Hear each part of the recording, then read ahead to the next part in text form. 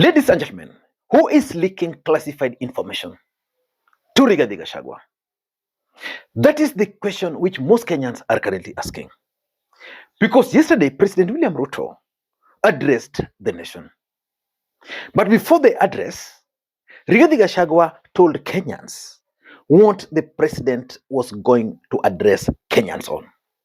Sasa leo, he has come up with another con game deception. Very big one tonight. Ameita mativi saa moja. Saa moja leo. Amepanga wa Kenya the way he'll con them and deceive them. Sasa leo saa moja. Nimwambie nisimwambie? Ati ameita State of the Nation address. Do you know what he is coming to do? Ati to launch Kenya Vision 2060. This guy thinks Kenyans are fools. Ati he is coming to launch Vision 2060. Ati apangie wa Kenya vile watakaa from now to 20. Ile 2030 aliua.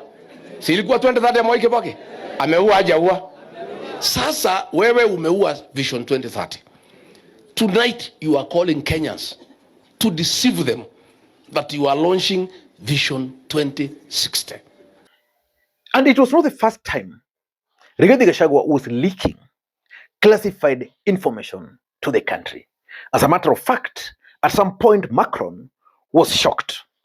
Colonel Macron from France, it is important we let you know why Kenyans made noise to you at the University of Nairobi Taifa Hall. It wasn't because of disrespect or hatred. They had a message for you that their taxpayers' money has been used and wired to French firms to a tune of Kenya shillings 7 billion, being proceeds of crime, as their children are not in school and they have no food on the table. And William Ruto should be very worried because he should have learned something from Uhuru Kenyatta. How did William Ruto manage to defeat both Uhuru Kenyatta and Raila Odinga combined? There was no way. The only reason why that was possible was because William Ruto had classified information. Uhuru and Raila would meet with their team. Even before they left the meeting, some of the things they were discussing were already outside there. As a matter of fact, William Ruto was listening to each and every strategy meeting Raila Odinga and Uhuru Kenyatta were planning ahead of 2027. And the reason why I'm saying President Ruto should be worried is one, how did Rigathi Gachagua manage to humiliate the president in Olkalau? How? Because the president, as much as he lost, his team were upbeat. They were sure they were going to win. As a matter of fact, that Susan Keka Hotel, Encore, was a beehive of activities. People like Oscar Sudi and all UD allied MPs were there. They were waiting to celebrate. But on the election day, Rigathi Gachagua thwarted each and every rigging scheme. Rigathi had everything these guys were planning, Rigathi Gachagua had. Ladies and gentlemen, who is leaking classified information to Rigathi Gachagua? The sad part, which has made me very uncomfortable, that he wants to appoint retired President Uhuru Kenyatta as to be the team leader. Sisi namwambia my elder brother President Uhuru Kenyatta, please usikubali kuingizwa kwa hiyo matope. Wakenya watakuchukia na watakudharau. Si ni uongo? Ati 2060. I want us to talk about some of the people who are likely behind this. And William Ruto should be worried because it's going to affect him in several ways. Let me just reveal to you guys. Number one, in any government, there are normally scandals because government is where money is.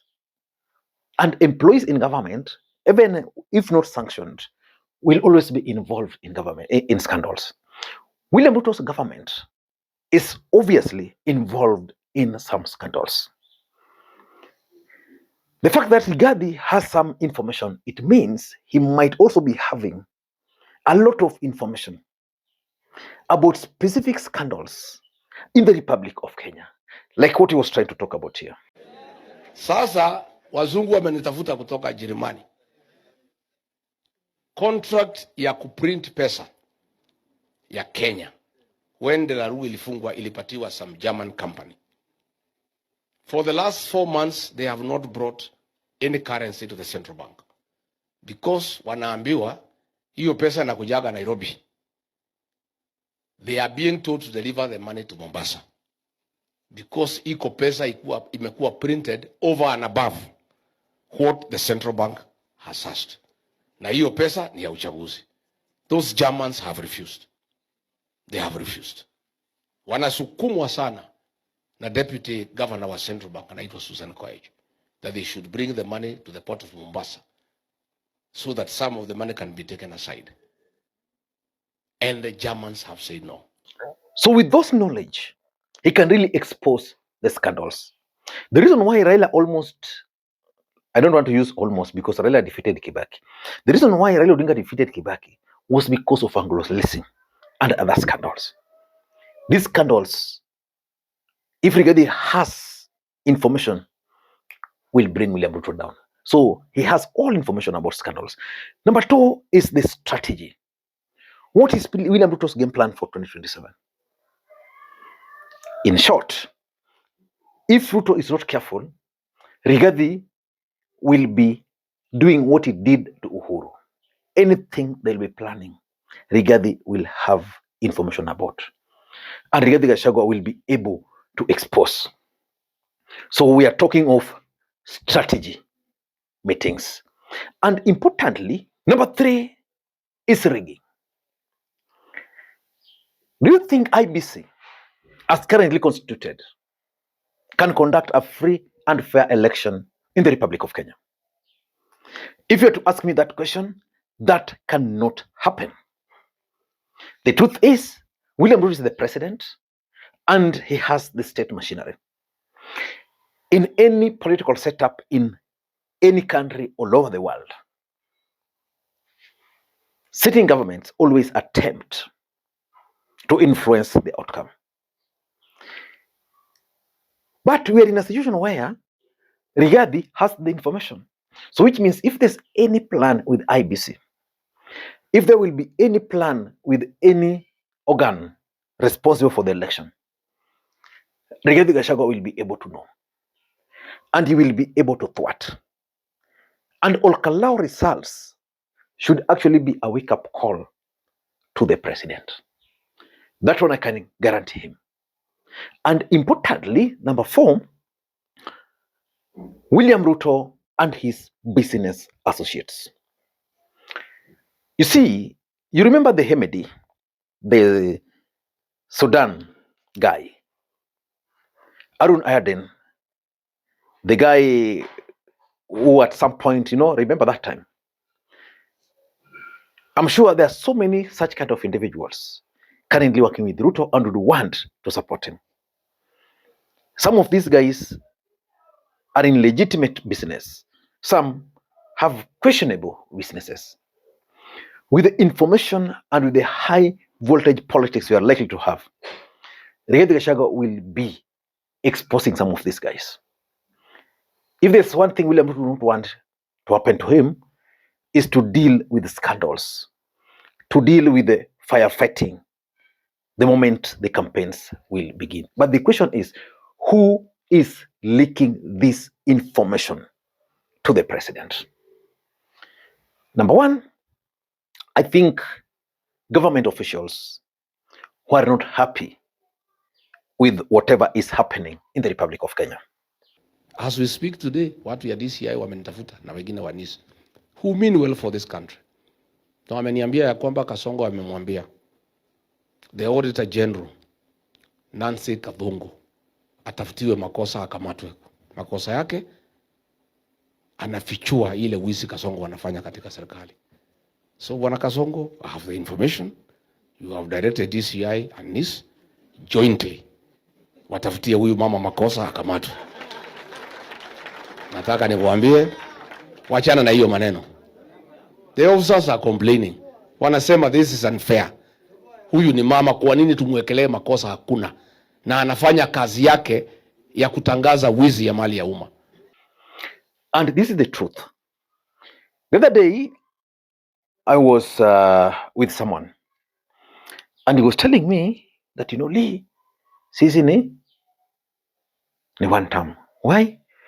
And he told me, he's a government employee. He told me they are one term because they are pay slip. They are one term because certain things are happening in the organization which they can't imagine. He was telling me how they were supposed to employ around 40 people.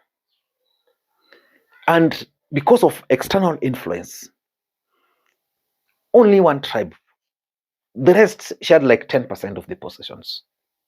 So people are very angry and people are very bitter. So there are people in government today who are not just happy with whatever is happening. They get access to this information because of the nature of their work. And because they've taken oaths, they can't go public. So they have to use people like Rigathi Gachagua. Remember, Rigathi Gachagua is a former DO. Number two, and this is something which helped William Ruto, and Raila did not know. Moi ruled the country for 24 good years. During that period, he managed to plant challenges in the security sector. Be it NIS, be it what, so many of them. So that by the time Kibaki came and Ruto came, when Ruto joined government, he made contact with those. Now, let us not use Rigathi. Kibaki was the president for 10 years. Uhuru, 10 years. Those are 20 years. During those period, there are so many Mount Kenya allies in government who are positioned. And because our politics is local, most Mount Kenyan people are not very happy with William Ruto's government. And they're the people calling the shots in government.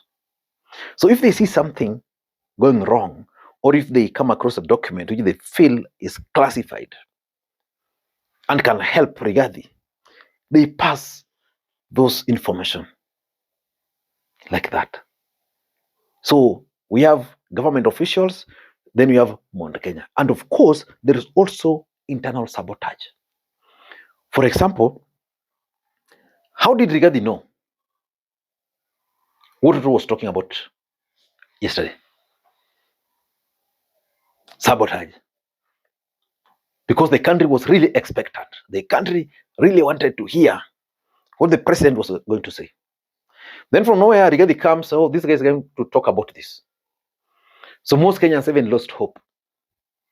Because I'm sure if Ruto spoke about that for the first time, Kenyans would have given it a thought. But the fact that Rigathi spoke about it before, the address, it lost value. So this internal sabotage. And I don't know how Rigathi is going to deal. I don't know how William Ruto is going to deal with it. Ladies and gentlemen, until next time, this is Lee Makwiny. But you have to give it to Rigathi Gachagua. Until next time, bye-bye.